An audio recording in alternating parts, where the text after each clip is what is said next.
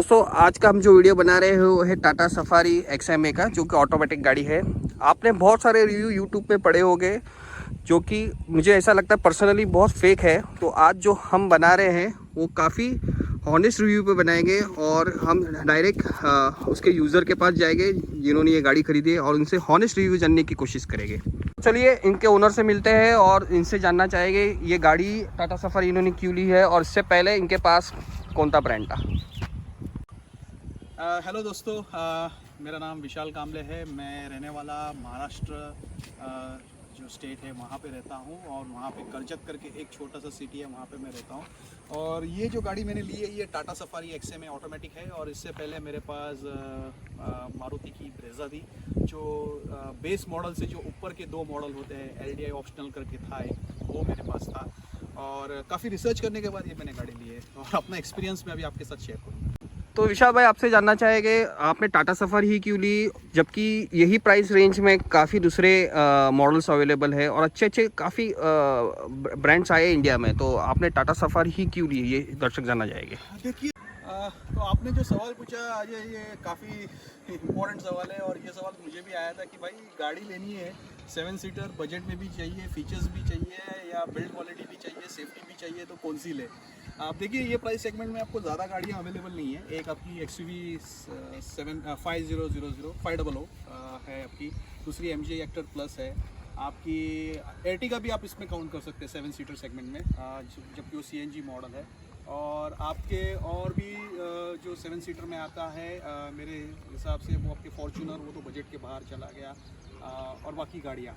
तो देखिए टाटा सफारी लेने का कारण यही था, एक तो इंडियन ब्रांड है और दूसरी बात बिल्ड क्वालिटी और तीसरी बात जो सेफ्टी और जो चौथी सबसे इम्पोर्टेंट बात है, मैंने किसी भी यूट्यूब रिव्यू देखे लेकिन दिमाग अपना ही चलाया और अपना ही उनकी जो बात थी वो जो प्रैक्टिकल लगी उसके बेस पे मैंने ये सिलेक्शन की।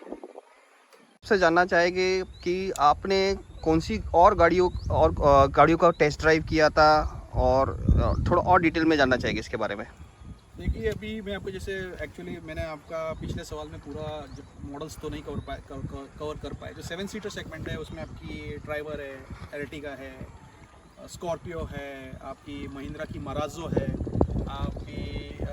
आपकी MG हेक्टर प्लस है, आपकी XUV 500 है, फिर आपकी ये टाटा सफारी जो नई लॉन्च हुई है, और बाकी थोड़ी गाड़ियां हैं लेकिन वो प्राइस रेंज के बाहर हो जाती है, जैसे ग्लॉस्टर और फॉर्च्यूनर। तो टेस्ट ड्राइव मैंने इसमें से फ्रैंकली स्पीकिंग मैंने 2 गाड़ियों का किया। एक मैंने MG हेक्टर प्लस का किया और एक इनोवा क्रिस्टा का भी किया।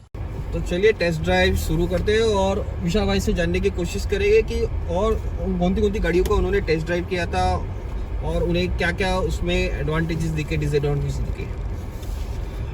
देखिए जो ये जैसे मैंने आपको बताया कि ये जो सेगमेंट है, जो 7 सीटर सेगमेंट है इंडिया में, इसमें आपकी ड्राइवर भी आती है और आपका एर्टिगा है, आपकी मराजो है, बोलेरो है, स्कॉर्पियो है, महिंद्रा की जो ये गाड़ियां हैं, प्लस आपकी MG Hector plus, Tata safari और XUV 500। और थोड़ा आप ऊपर प्राइस सेगमेंट पे जाएंगे तो आपको देखिए इसमें फॉर्च्यूनर और MG ग्लॉस्टर भी मिल जाता है। तो मेरे लिए बहुत डिफ़िकल्ट था कि ये मेरा जो बजट था फ्रैंकली स्पीकिंग वो ज़्यादा से ज़्यादा 22 लाख का था ऑन रोड प्राइस का। और तो जब मैंने आपका जो सवाल था कि टेस्ट ड्राइव मैंने कौन सी की थी, तो जैसे मैंने आपको बताया MG Hector plus, Innova Crysta और आपकी ये टाटा सफारी, ऑब्वियसली इसका टेस्ट ड्राइव किया कुछ। तो आपको ऐसा क्यों लगा कि टाटा सफारी में क्या ऐसे फीचर्स है जो दूसरी गाड़ियों में नहीं, ये जो यही प्राइस सेगमेंट में आपको ऐसा क्यों लग रहा है? देखिए मोस्ट इम्पॉर्टेंट चीज़ जो होती है आपका गाड़ी के साथ कनेक्शन। जब आप कोई गाड़ी खरीदते हैं तो आप सोचिए ना, आप जब एक सेलफोन भी लेते हैं, आप 50-60 हज़ार का अगर कोई सेलफोन ले रहा है या उससे महंगा वाला ले रहा है तो इंसान बहुत रिसर्च करता है। तो जब आप 22 लाख की गाड़ी लेते हैं तो आप बहुत ही इन एंड आउट रिसर्च करना चाहिए मेरे हिसाब से। तो मैंने अपना फुल एफर्ट लगाया उसमें, और ये गाड़ी लेने का जो कारण था कंपेयर टू अदर्स, जैसे अभी मैं आपको बताता हूँ। आप देखिए MG हेक्टर प्लस के अंदर आपको ऑटोमेटिक वेरिएंट नहीं है, MG हेक्टर प्लस में आपको मैनुअल मिलता है। दोनों गाड़ियों के अंदर सेम इंजन है, सेम इंजन जो शेयर किया जाता है, जो फिएट सोर्स्ड है, लेकिन ऑटोमेटिक सिर्फ टाटा सफारी में है। और ये टाटा सफारी की अगर आप कंपेयर करें इनोवा क्रिस्टा के साथ, तो इनोवा क्रिस्टा में आपको ऑटोमेटिक मिल जाएगा, लेकिन आपका बजट काफ़ी ऊपर चला जाएगा, 23-24 लाख के ऊपर चला जाएगा, जो मेरे बजट के काफ़ी बाहर था। और XUV 500 है, उसमें मुझे शायद ऑटोमेटिक बैठ जाती है या मेरे प्राइस रेंज में, लेकिन प्रॉब्लम वही है कि काफ़ी 10 साल पुराना मॉडल है और अभी उसका नया वेरिएंट भी लॉन्च होने वाला है। तो जब मैंने टेस्ट ड्राइव किया MG हेक्टर प्लस का, तो उसका जो गाड़ी बहुत बढ़िया है। आप उसमें बैठेंगे तो आपको ऐसा लगेगा कि आप लग्जरी कार में बैठे, लेकिन जब उसका जो क्लच प्लेट था शायद वो टेस्ट ड्राइव गाड़ी ख़राब थी या क्या थी मुझे मालूम नहीं, लेकिन उसका क्लच प्लेट मुझे ऐसा लगा कि उस पर एक बड़ा पत्थर रख दूँ और उसको प्रेस करूँ। तो बहुत ही हार्ड क्लच था, और मैंने देखा कि यार ये कुछ बात जम नहीं रही है, अपने को ऑटोमेटिक भी चाहिए। तो ये ऑटोमेटिक तभी उस वक्त कंसिडरेशन में नहीं था, मैनुअल ही था। तो वो क्लच प्लेट से मेरा पूरा, आप बोलते हैं ना, माइंडसेट चेंज हो गया।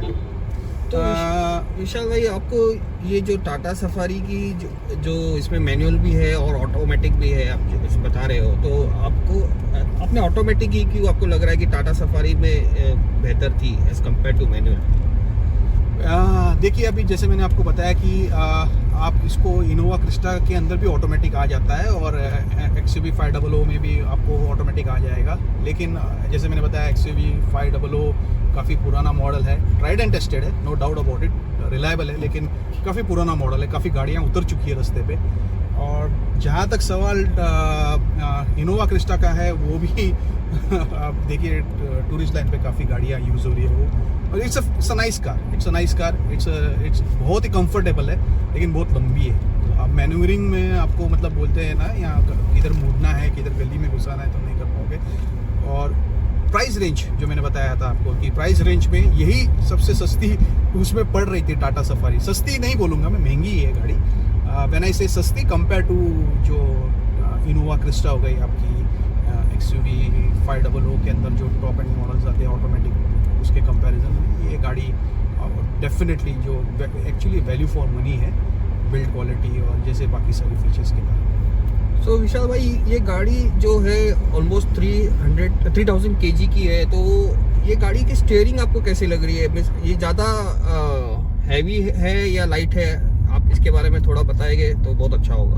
हाँ, ये देखिए, ये जो मैंने जब एक्चुअली इसका जो स्टीयरिंग है ना, आप जब स्लो स्पीड पे होते, स्लो मतलब कम स्पीड पे होते, तो इसका स्टीयरिंग काफ़ी हैवी फील होता है, लेकिन जैसे आप स्पीड गेन करते हो तो आपका स्टीयरिंग काफ़ी लाइट हो जाता है। अभी फ्रैंकली स्पीकिंग अगर मैं सच्ची बताऊं, तो आपके घर में अगर कोई लेडी इसे चलाने वाली है, ठीक है, तो आराम से प्रिसाइज स्टीयरिंग है, ये बात मैं आपको बताना चाहता हूँ, एकदम प्रिसाइज स्टीयरिंग है। आपने वीडियो के स्टार्टिंग में देखा होगा कि मैंने गाड़ी जो पार्किंग थी कैसे निकाली, कट टू कट थी पार्किंग, लेकिन स्टीयरिंग बहुत प्रिसाइज है इस गाड़ी का।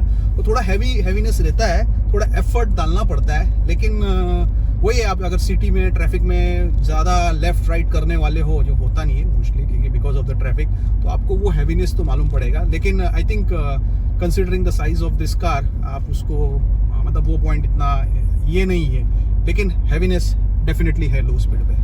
तो विशाल भाई, और एक चीज़ जानना चाहिए, इसका टर्निंग रेडियस है, जैसे आप बता रहे हो ट्रैफिक में अगर मुझे एक शार्प टर्न मुड़ना हो, तो इसका टर्निंग रेडियस के बारे में थोड़ा बताइए तो बहुत अच्छा होगा। हाँ डेफिनेटली, देखिए टर्निंग रेडियस बहुत ही बढ़िया है। अभी मैं आपको मतलब मैं सोचता था कि ये इतनी बड़ी गाड़ी है, शायद मेरे पास ब्रेजा थी इसके पहले, तो LDI ऑप्शनल जो मैंने आपको बताया, तो उसमें जो टर्निंग रेडियस था इतना खास नहीं था, मुझे काफ़ी मेहनत करनी पड़ती थी। तो ये गाड़ी का आई एम एक्चुअली सरप्राइज्ड इसका जो टर्निंग रेडियस है, ये गाड़ी मतलब कम जगह में इजीली मुड़ जाती है। और मैं अभी तक जितना भी इसे चलाया है मतलब आप पकड़ लीजिए कट टू कट पार्किंग लगानी है और जगह बहुत कम है, तो वहाँ पे ये गाड़ी ने मुझे निराश नहीं किया। तो विशाल मैं और एक चीज़ जानना चाहेगा इसके एसिलेटर के बारे में। इसके एसिलेटर जो पैडल है ये कैसा है, ज़्यादा हैवी है, कैसे ये वर्कआउट होता है, थोड़ा सा और डिटेल में बताइएगा तो बहुत अच्छा होगा। एक्सीलरेटर पैडल इसका गाड़ी में फर्स्ट ऑफ ऑल देखिए बहुत पावर है। इसमें 3 मोड है। मेरा तो ये XMA ऑटोमेटिक है, ये आप ऐसे ही समझिए ये ऑटोमेटिक का बेस वेरिएंट है, लेकिन इसमें 3 मोड है आपका, सिटी, इको और स्पोर्ट्स। मैं जब इसको ओवरटेक करना होता है मुझे, और जब मैं इसको स्पोर्ट्स मोड में डाल देता हूँ गाड़ी को, भाई मुझे ऐसा लगा कि अच्छा मैनुअल की ज़रूरत ही नहीं है। और इसका जो एक्सेलरेटर है थोड़ा सा एकदम हैवी नहीं है लेकिन एकदम लाइट भी नहीं है, तो आपको ऐसा लगेगा कि हाँ भाई एक्सेलरेटर को पुश तो करना ही है और गाड़ी को आगे बढ़ाना है। तो विशाल भाई एक सवाल इस गाड़ी को देख के आता है, ये 3000 kg की गाड़ी है ये, अगर सपोज इमरजेंसी ब्रेकिंग सिस्टम इसका कैसा है, ये ब्रेकिंग सिस्टम इसका कैसा वर्कआउट है सिटी में, हाईवे पे, ज़रा इसके बारे में आप थोड़ा डिटेल में और बताएंगे तो बहुत अच्छा होगा। देखिए ब्रेकिंग के मामले में ये गाड़ी के आगे पीछे दोनों डिस्क ब्रेक है, तो जो डिस्क ब्रेक होने के कारण जो ब्रेकिंग पावर है गाड़ी का वो अल्टीमेट है। मतलब आप अगर स्पीड में हैं तो मैं आपको सजेस्ट करूंगा कि अगर आप इमरजेंसी ब्रेक मार रहे हो तो अच्छी बात है, वो लग जाएगा, कोई प्रॉब्लम नहीं। लेकिन अब अगर आप हाईवे पे हो और आपको ज़्यादा ब्रेकिंग पावर चाहिए तो आप एक बार ब्रेक मत दबाइए, एक बार ब्रेक दबाइए, छोड़िए फटाक से और वापस ब्रेक दबाइए। तो गाड़ी का जो ब्रेकिंग पावर है वो बहुत पावरफुल है, गाड़ी जगह पे खड़ी हो सकती है, इतना अच्छा ब्रेकिंग सिस्टम दिया है टाटा ने। तो 3000 किलो इस ब्रेकिंग सिस्टम के लिए कुछ भी नहीं है। और विशाल भाई इसके गियर सिस्टम के बारे में जानना जाएंगे हम। ऐसे ये ऑटोमेटिक गाड़ी है तो इसमें कितने गियर होते हैं और ये कैसे वर्कआउट होता है? ये टोटल मेरे हिसाब से ये 6 गियर वाली है, मैं शायद गलत भी होऊंगा क्योंकि देखिए ऑटोमेटिक है तो मैंने तो गियर काउंट नहीं किए, लेकिन ऑटो गियर है और मैनुअल भी है इसमें, प्लस माइनस आप कर सकते हो, लेकिन वो स्पोर्ट्स मोड में चली जाती है जहाँ पे गाड़ी का जो RPM है वो 2000 के करीब रेफ करता है और उसमें डीजल काफ़ी आपका जा सकता है। तो जो इसका जो गियर बॉक्स है वो काफ़ी स्मूथ है, काफ़ी स्मूथ अपशिफ्ट और डाउनशिफ्ट है। मतलब मैं ऐसा बोल रहा हूँ कि जब आप एक्सेलरेटर दबाते हो तो आपको गियर जो है वो इजीली फर्स्ट सेकंड में ऑटोमेटिकली चले जाते हैं। आपको ऐसा नहीं लगता कि इंजन कहीं रो रहा है या कहीं ऐसा हूं करके आवाज़ कर रहा है या कोई तकलीफ दे रहा है। तो विशाल भाई जैसे हिली एरिया में अपवर्ड डायरेक्शन में जैसे बहुत सारे ऑटोमेटिक गाड़ियों में हमने देखा है कि वो पीछे की तरफ आती है, तो इसमें क्या फीचर है कि इसे ये इतने 3000 किलो की गाड़ी को ये रोकती है पीछे आने के लिए? ये देखिए ये जो है आपने जो पॉइंट बताया ये काफ़ी इम्पोर्टेंट पॉइंट है इस इतनी हेवी गाड़ी के लिए कि इसका जो हिल डिसेंट है, हिल डिसेंट या मालूम नहीं है उसको, जब आप एसेंट हिल एसेंट बोलते हैं, जब आप गाड़ी चढ़ाते हैं तो नॉर्मली क्या होती है गाड़ी पीछे आ जाती है, आप ब्रेक या एक्सेलरेटर कुछ भी छोड़ दो तो ये गाड़ी में वैसा नहीं है, ये गाड़ी वहीं पे खड़ी हो जाती है। मतलब अगर आप एक्सेलरेटर और ये प्रेस नहीं कर रहे हो, ट्रैफिक है आपके आगे, आप पहाड़ चढ़ रहे हो तो काफ़ी सेफ है। आपको ऐसा बिल्कुल महसूस नहीं होगा कि अरे भाई इतनी हैवी गाड़ी है, मुझे हर बार हैंड ब्रेक लगाना पड़ रहा है और एक्सेलरेटर देके रखना पड़ रहा है ताकि ये गाड़ी अटकी रहे, ये पीछे की तरफ ना आए। तो इसके हैंड ब्रेक के बारे में भी जानना चाहेंगे थोड़ा कि इसका हैंड ब्रेक कैसे वर्कआउट होता है? हैंड ब्रेक देखिए इसका नॉर्मल आपकी जो गाड़ियों का हैंड ब्रेक है वैसा ही इसमें वो 1 टच बटन वाला नहीं है जो टाटा की थोड़ी हाई सफारी की हाई एंड मॉडल्स में अवेलेबल है। और इनफैक्ट ये मॉडल जो है ये आप इसके ये एक XM है, आपकी XC है, XC करके मॉडल है बेस, फिर XM है, फिर XM ऑटोमेटिक है, फिर आपका XT है, फिर XT प्लस है। XT प्लस में आपको वो सारे फीचर्स मिल जाते हैं जहाँ पे एक बटन 1 टच बटन जो होता है आपका गाड़ी जगह पे खड़ी हो जाएगी। मतलब नॉट आपका हैंड ब्रेक जैसा खींचना नहीं होता है जो नॉर्मल पुरानी गाड़ियों में जैसा हमेशा सिस्टम रहा है, लेकिन हैंड ब्रेक काफ़ी ईजी है टू पुल। गाड़ी के साइज से आप ये ऐसा मत सोचिए कि ये कोई घर की लेडीज़ या फीमेल का जो भी है चला नहीं पाएंगे, गलत है। ये गाड़ी ऑटोमेटिक में कोई भी चला लेगा। और इसके कूलिंग सिस्टम के बारे में भी जानना चाहेंगे कि इसकी एसी की पावर कैसी है, और जो ये 7 सीटर की है ये, तो लास्ट रो में इसकी कूलिंग पावर उतनी ही होती है जैसे मिडिल रो में मिलती है, जो फर्स्ट रो पे मिलती है उतनी ही होती है क्या? हाँ देखिए, कई बार तो कंप्लेंट आ जाती है, पीछे जो बैठते बोलते हैं कि भाई एसी ठंडा करो, जबकि इसका एसी इतना ज़बरदस्त कूलिंग प्रोवाइड करता है। तो कूलिंग के मामले में मैं से 10 में से 10 दूंगा। आपको कोई तकलीफ या आपको कोई निराशा नहीं होगी कि आपने अरे यार ये कैसी गाड़ी ले ली, सिर्फ आगे कूलिंग है और पीछे कूलिंग नहीं हो रही है। काफ़ी अच्छा वेंटिलेशन, काफ़ी अच्छा एयर सर्कुलेशन है इसमें। तो आपकी जो ड्राइविंग सीट पे आप जो बैठे हो, आपको कंफर्ट कैसा लग रहा है? कंफर्टेबल है या ये और बेहतर की जा सकती थी? आपको कैसा लगता है ये टाटा सफारी में? जब ये गाड़ी मैं टेस्ट ड्राइव करने गया, और मैं इसके पहले तो आपको पता है इनोवा क्रिस्टा और आपकी MG हेक्टर प्लस भी टेस्ट ड्राइव कर ली थी मैंने। तो इसकी सीट पे जब बैठा ना, तो मुझे ऐसा लगा अरे भाई I am the king of the road. और इतना ज़बरदस्त इसकी विजिबिलिटी है। आपको ब्लाइंड स्पॉट्स काफ़ी कम है इसमें ब्लाइंड स्पॉट्स। ऑब्वियसली हर गाड़ियों में कुछ ना कुछ तो ब्लाइंड स्पॉट होता ही है, लेकिन इसमें जो ओपननेस है, विंडो जो खिड़कियां जो शीशे जो दिए सॉरी इसमें कांच के जो काफ़ी ओपन है, और आपको सब कुछ आजू बाजू दिख जाएगा। तो सिटिंग कंफर्ट और ड्राइवर व्यू के बारे में मैं बोलूँगा बहुत ही बढ़िया है। बहुत ही आप ट्रैफिक में इसको आराम से चला लेंगे।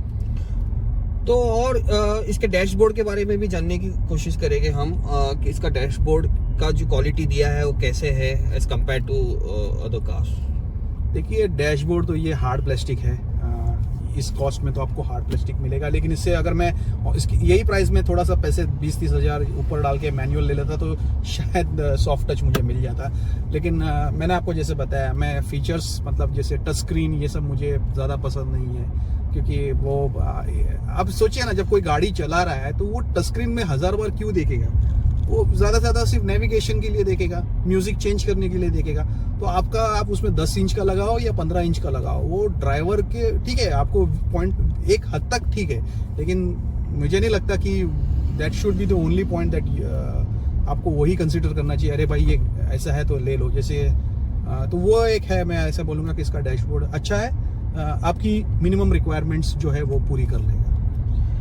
तो ईशा भाई और एक चीज़ जानना चाहेंगे इसके बारे में कि ओडोमीटर आपको कैसा लग रहा है इस गाड़ी का? आपको ऐसा लगता है इस प्राइस रेंज में जो इन्होंने ओडोमीटर दिया है वो क्वालिटी है? ओडोमीटर काफ़ी बेसिक है। आप इससे मैं जैसे बता रहा था XMA मॉडल है ये। आप अगर XT लेते हो, XT प्लस लेते हो, तो आपको ओडोमीटर काफ़ी XT प्लस में XT प्लस में आपको ओडोमीटर अच्छा खासा मिल जाता है। वो पूरा डिजिटल है। ये थोड़ा सा आप समझिए ये कांटे वाला है, जिसमें जो नॉर्मल गाड़ियों में होता है, लेकिन काम चल जाता है भाई अपने को। मैं इतना जैसे मैंने बताया था, मुझे डिजिटल चीज़ें पसंद है, लेकिन सब कुछ डिजिटल होना चाहिए ज़रूरी नहीं है। कुछ मैनुअल भी हो तो क्या फ़र्क पड़ता है, काम तो हो रहा है। तो ईशा भाई और एक चीज़ जानना चाहेंगे, इसके लाइट्स के जो फॉग लैम्प दिए, इसके जो हेड लैम्प्स दिए हैं वो कैसे पावरफुल है? इसकी रात को आपको विजिबिलिटी अच्छी मिलती है ये लाइट से, या और बेहतर बनाए जा सकते थे इसे? हाँ, ये जो इसकी जो विजिबिलिटी है हेडलैम्प्स की, ये काफ़ी है। जो कंपनी फिटेड हेडलैम्प्स आते हैं वो काफ़ी है आपके लिए नाइट ट्रैवल करने के लिए। लेकिन अगर आप मतलब आफ्टर मार्केट ऑब्वियसली आप लगाओगे तो ज़्यादा पावरफुल होते ही है, आप कर सकते हो अपग्रेड। लेकिन मैं सोचता हूँ कि ये काफ़ी है। ये किसी की आंखों को तकलीफ नहीं देगी और आपका काम भी इसमें चल जाएगा। और जो मिडल रो का जो लेग रूम है उसके बारे में आपका क्या फीडबैक है? क्या आप जैसे आपने कहा कि आपकी फैमिली काफ़ी बड़ी है, तो लेग रूम काफ़ी कैसे दिया है मिस मिडल रो में? स्पेसियस है या डिफिकल्ट हो जाता थोड़ा बैठने के लिए? देखिए स्पेस के मामले में इस गाड़ी को सिर्फ एक ही गाड़ी बीट कर सकती है, वो है इनोवा क्रिस्टा। ठीक है, वही इसे बीट कर सकती है। और दूसरी कोई गाड़ी इसे बीट नहीं कर सकती स्पेस के मामले में। आप XUV 500 ले लो, आप MG हेक्टर प्लस ले लो, आप Hyundai Alcazar ले लो, जो मुझे तो उसके बारे में मैं थोड़ा सा आपको बाद में बताऊंगा भी। तो ये जो स्पेस के मामले में ना आप कंजूसी नहीं की है टाटा ने कि थर्ड रो वाला हो, सेकंड रो वाला हो या फर्स्ट रो, जो भी है ड्राइवर सीट हो, दिल खोल के जो स्पेस है वो बांटी गई है। और जो बूथ स्पेस है, आपको ऐसा नहीं लगता है कि टाटा सफारी ने थोड़ा सा बूथ स्पेस को और बढ़ा के देना चाहिए था? हाँ, मैंने भी ऐसा सोचा, लेकिन देखिए बूट स्पेस में ये सिर्फ 73 लीटर्स है।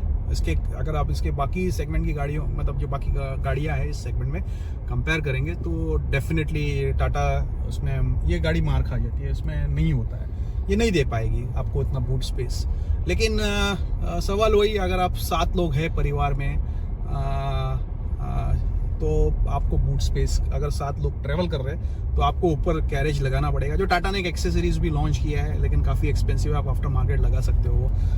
लेकिन मेरे तो फैमिली में फ़िलहाल 5 या 6 ही लोग हैं, तो हम लोग तो आराम से मेरे रिक्वायरमेंट मीट हो जाती है इसमें। तो बूट स्पेस डेफिनेटली कम है, लेकिन आई थिंक आप देखिए ना, थर्ड रो सेकंड रो की जो सीट में है कुछ भी कॉम्प्रोमाइज़ नहीं किया है, वहाँ पे आपको दिल खोल के जगह बांटी गई है टाटा की तरफ से। और इसके इंजन के बारे में जानना चाहेंगे, इसका इंजन कितना पावरफुल है? हाँ, ये एक बहुत बड़ा फैक्टर था जब मैं गाड़ी खरीदने वाला था। और इंजन पावर ही, देखिए इंजन पावर कब मैटर करता है, ना कि सिटी में। इंजन पावर मैटर करता है जब आप इसको अलग अलग जगह पे चलाओगे, जैसे सिटी हो के आप पहाड़ पे चला रहे हो, आप सब जगह चला रहे हो, आप चाहते हो कि आपकी गाड़ी हर जगह परफॉर्म करे, तो इसका जो इंजन है, ये जो इंजन है, ये आपको निराश नहीं करेगा। मैं आपको सच्ची बताता हूँ कि जब मैं जब गाड़ी ले रहा था और Hyundai Alcazar भी लॉन्च हुई थी, तो जब मैंने Hyundai Alcazar, मतलब इतनी पसंद आ गई थी मुझे कि मैं बस सोचा कि यार यही गाड़ी लेनी है। लेकिन जब इंजन स्पेक्स देखे और तो मैं बहुत निराश हो गया। ये 1.5 लीटर का डीजल इंजन है, आप नहीं 7 लोगों के लिए अगर हट्टे कट्टे बिठा दो ना आप, 100 किलो वाले 110 किलो वाले, वो गाड़ी स्ट्रगल करेगी, डेफिनेटली वो स्ट्रगल करेगी। इंजन रोएगा, इंजन चल जाएगा, ले लेगा, लेकिन फिर वो प्रॉब्लम आ जाएगा। इस गाड़ी में वो प्रॉब्लम नहीं आएगी आपको। इस गाड़ी में ताकत काफ़ी है, 350 न्यूटन मीटर्स का टॉर्क है, जो मेरे हिसाब से बहुत ही ज़्यादा है। तो आप ओवरऑल इंटीरियर इसके डिज़ाइन को कैसे रेट करोगे आउट ऑफ 10? आउट ऑफ 10 7 करूँगा। बहुत ही सिंपलिस्टिक डिज़ाइन है इसमें। मैंने जो मॉडल लिया है XMA 80, लेकिन मेरा इसमें काम चल जाता है। और मैंने इसमें ब्लैक सीट्स है, आप नोटिस करोगे इसमें बिल्कुल ब्राउन सीट्स नहीं है। तो विशाल भाई, अब इसके ग्राउंड क्लियरेंस के बारे में भी आपसे जानना चाहेंगे कि आपको इसके ग्राउंड क्लियरेंस के बारे में थोड़ा और डिटेल बताएंगे हमें। ग्राउंड क्लियरेंस काफ़ी है। देखिए, मैं जहाँ रहता हूँ करजत, यहाँ पे जो बरसात बहुत ज़्यादा होती है और कभी कभी थोड़ा सा ऑफ रोडिंग भी करना पड़ता है, रास्ते थोड़े ख़राब हो जाते हैं। अंदर गाँव में आप जाओगे तो जैसे आपको कहीं करजत में बहुत सारे, आपको बताने की ज़रूरत नहीं है, आप अगर महाराष्ट्र के हो, करजत ये एक हिल स्टेशन है और यहाँ पे लोनावाला, खंडाला आपका आ गया, माथेरान आ गया, और अलग अलग जगह पे जाना है तो यार इसका ग्राउंड क्लियरेंस को कोई प्रॉब्लम नहीं, गाड़ी आंख बंद करके डाल दो, निकल जाएगी आपकी। और इसके टायर की जो विड्थ है काफ़ी बड़ी है और टायर की साइज़ भी अच्छी दी है, तो आपका क्या अभी तक अनुभव रहा है कि इसके टायर काफ़ी बड़े हैं इसके? देखिए, मेरे जो विड्थ है ये इतना काफ़ी विड्थ है कि आप इसको आराम से, तो गाड़ी की विड्थ के बारे में आपको कंप्लेंट नहीं होगी। तो इसके जो बूथ पेस के बात आप कर रहे थे काफ़ी कम दी है, तो इसके हम पीछे का जो बैक डोर जो दिया है और जो इसकी जो डोर्स है फ्रंट, इसकी बिल्ड क्वालिटी आपसे जानना चाहेंगे। बिल्ड क्वालिटी आपको मैं बताता हूँ। आपको बिल्ड क्वालिटी का अंदाज इससे आएगा कि आप जब ये गाड़ी समझो आप टेस्ट ड्राइव करने जाए तो आप दो चीज़ें इसकी गाड़ी की बिल्ड क्वालिटी की आप कैसे, मतलब एक तो आप देखिए गाड़ी तो पूरी आप ऐसे बोलोगे आम भाषा, मतलब आम आदमी की भाषा में, तो भाई ये पतरे की बनती है, भाई स्टील की पतरे की है गाड़ी, लेकिन वो कितना मजबूत है वो आपको कैसे मालूम पड़ता है? आपको वो उसके वेट से मालूम पड़ता है कि वो कितना मजबूत है। ठीक है, एक वेट एक इंडिकेशन हो सकता है। तो मैं ऐसे बता रहा हूँ कि आप इसका अगर, मैं जब इसकी ये गाड़ी टेस्ट ड्राइव करने गया, उसने भाई साहब ने जो टेस्ट ड्राइव करवा रहे थे हमें, उन्होंने मुझे कहा कि सर इसका जरा बूट ओपन करके देखिए और इसका जो बोनेट है वो भी खोल के देखिए। अभी भाई हम तो मारुति वाले से आए, इस पर ट्रांजिशन किया है, तो हमने तो सोचा एक हाथ में उठा लेंगे लेकिन एक हाथ से नहीं खुला। वो इतना भारी इसका बूट है, उड़ जाता है, दो हाथ से आपको उठाना पड़ता है। और ये इसका बोनेट, तो उससे क्या सेटिस्फेक्शन मिलता है? देखिए सेटिस्फेक्शन ये है कि आप ये निश्चिंत है कि गाड़ी अगर किसी ने पीछे से ठोक दी तो भाई उसका तो ज़बरदस्त नुकसान होने वाला है कंपेयर टू इस गाड़ी का। इतना तो मैं गारंटी दे सकता हूँ। तो आप एम्बेसडर के साथ अगर मैं इसे कंपेयर करूँ तो आप क्या रेटिंग दोगे बिल्ड क्वालिटी को टाटा सफारी के? देखिए एम्बेसडर काफ़ी पुराना मॉडल है। आप उसको अगर सिर्फ बिल्ड क्वालिटी के हिसाब से आप बोलोगे तो काफ़ी मजबूत पतरा है ये पतरा ऐसा है कि अगर ये आप मतलब आप हाथ से मार के इसको सीधा नहीं कर पाओगे, आपको सीधा गाड़ी गैरेज ही लेके जानी पड़ेगी भाई साहब।